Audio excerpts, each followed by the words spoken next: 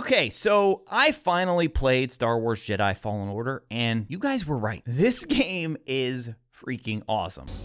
All right, what do we actually get? No freaking way! Oh my gosh, that is so cool. Now, growing up, when I played a lot of video games, I almost always played on release day. Well, as I've gotten older, that just isn't the case anymore. I can't always do that because of other obligations in life. So it's always interesting for me to go back to a game that a lot of people have hyped up, because once you're sort of out of that release window, what is it actually like to just go in and experience the game itself? Well, in this case, in the case of Fallen Order, I'm happy to say that I am really enjoying my time so far. I'm about 6 hours in, and we've actually been live streaming this over on Twitch. And so today, I just want to talk about a few of the ways that this game wows you in the first 3 hours. And several of these things I did not expect at all. And for such a high-profile game, it's kind of surprising to me that I was able to avoid mostly all spoilers. I know actually very little about this game. I'd heard that there was definitely some Souls inspiration, which I'm a huge fan of the Souls games, so I was totally on board for that. But other than that, I didn't know much about the story, didn't know much about the main character. So it's really been fun to go into this as a completely fresh experience. And I have to say, without a doubt, the first thing that grabbed me was just the overall cinematic feel. Now, Star Wars games over the years, of course, they've been hit or miss. Some have been great, some have been okay, some have been just bad. But it's clear right from the jump of this when they wanted you to be invested in this story. They wanted you to care about these characters that are here. So the voice acting is great, the dialogue is really good. There's almost immediately this mystery that you're curious to know more about. Actually, wasn't even sure if Cal knew whether or not he was a Jedi yet, and don't worry, that question is answered pretty quickly if you haven't played the game before.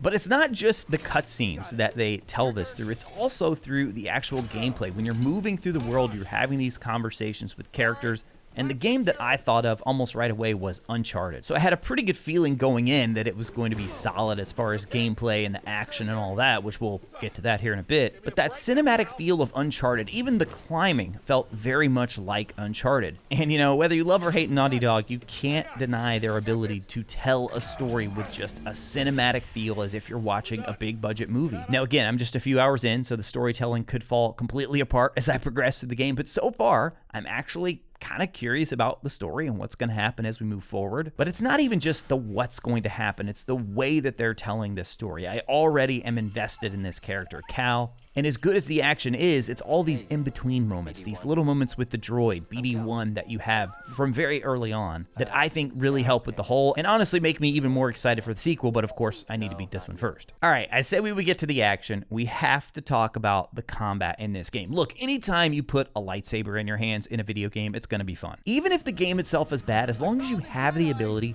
to swing the lightsaber, at least that one act will be fun. I remember playing, I think it was Star Wars Jedi Power Battles as a kid. This game did not review well at all. However, as a kid, I still kind of loved it, and I think a big part of that was the lightsaber action. It's just one of those iconic weapons, you know, that when you have it in your hand, there's something very special about that moment, and they really lean into that with this game. And so one of the very first things you can do with a lightsaber is that you can deflect back the stormtrooper blast, and it just feels so good. There's no like on-screen indicator. There's not a big prompt over your head that flashes and said, now is when you need to block. You have to actually watch the stormtrooper, look ahead, wait for their incoming shot, and then quickly deflect. Now, if you just hold it down, you'll be able to deflect everything, no problem, until your stamina wears down. But it's not going to do any damage to them. It just deflects back. However, if you time it just right, it will actually deflect it right back at them for an instant KO. I'm even playing on the, I think it's Jedi Master difficulty, which is not quite the top range of difficulty. But even there, if you time it just right, it one-shots the stormtroopers. And it feels so good when you time this. And I don't know how it's going to change and evolve as I go through the game, but immediately, that is one thing that I just absolutely loved right from the get-go. Now, my second thing that I absolutely love is another one about the combat, and it's sort of to do with the timing, because whenever you get the timing just right on these parries, you'll be able to execute these finishing attacks, and they have all sorts of fun little animations for these finishers. And this is really where I think you start to see those influences of the Souls games, because yeah, there are some enemies here that you meet early on, you can run around and just take them out without much thought.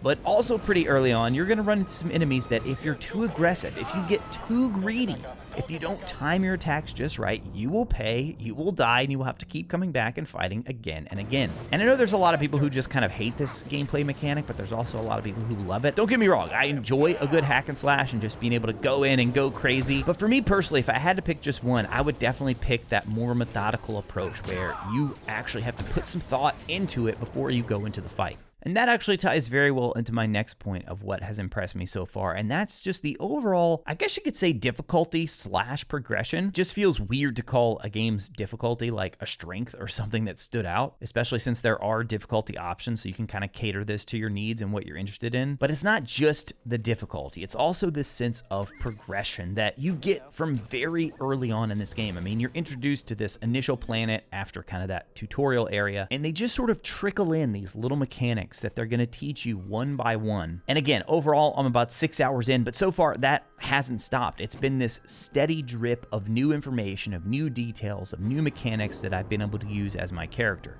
I feel like progression is one of those really tricky things for games to nail because people play games in so many different ways, and especially the more open a game is, I think that makes it even harder. So I wouldn't say this game is necessarily like a fully open world game, but it is free roam in a sense. You can go to these planets, roam about the world, find these little upgrades, and I feel like the more choice you give a player, it makes it even harder for a developer to kind of craft that experience of knowing what your progression will be like through a game. But I definitely prefer when developers give you the option to go to an area and then be like, okay, wow, this is way too difficult. Maybe I can come back and do this later. And so you get that very early in this game. After you complete the first planet, there are 2 additional planets that you have the option to go to. And it's funny, my chat was saying, half of them were saying not to go to this planet, that it was too hard, and the other half was saying, no, go, it's definitely worth it. You want to get the reward there. So I did decide to go ahead, go to this planet, Dathomir. And while it was definitely more difficult than that first planet, I actually enjoyed it. I enjoyed trying to figure out how to get through this level without having all the upgrades that you probably would if you came there later. And the reward was definitely worth it. Now, speaking of progression and upgrades and things like that, that is the other thing that really stood out to me is pretty quickly in this game, you start unlocking all of these different Force abilities. So it's not just about the lightsaber, of course, when it comes to a Jedi. One of the early ones you unlock is wall running. And wall running, it's a tricky thing to get just right, but I think it feels pretty good here. It certainly opens up several other areas for you that you don't have immediate access to. So I think there's going to be a bit of a Metroidvania going on here where you're going to have to backtrack, which I'm personally okay with. I know some people don't love that, but I don't mind it at all. I love coming back and exploring planets again with all these new upgrades that I found so I can do even more, find even more. So I'm actually looking forward to that. And so we've talked about the cinematics, we've talked about the action. The Force upgrades, though, they also are going to play a major role in puzzles. Oh, and speaking of puzzles, one thing I absolutely love that every developer should just copy exactly this and bring it over. With the map in this game, you'll have green areas, red areas, and yellow areas. And for someone like me who's a completionist, I like to look and try to find everything as much as I can. This is so helpful. So basically what it means, when you see a red door, that means you can't go here. You do not have the ability to progress there yet. So I know I don't need to waste my time even going in, looking at that area at all. Green means that you do have the ability to go there. You can get through that area right now with your current level. And yellow means it's an unexplored area. And so far, I've really been enjoying the system. I just think it's a fantastic quality of life, I would say. Now, guys, if you've missed any of these live streams, we are posting those to our dedicated Let's Play channel. I'll link it here on the right side of your screen. As always, thank you all so much for watching. I'll talk to you again soon.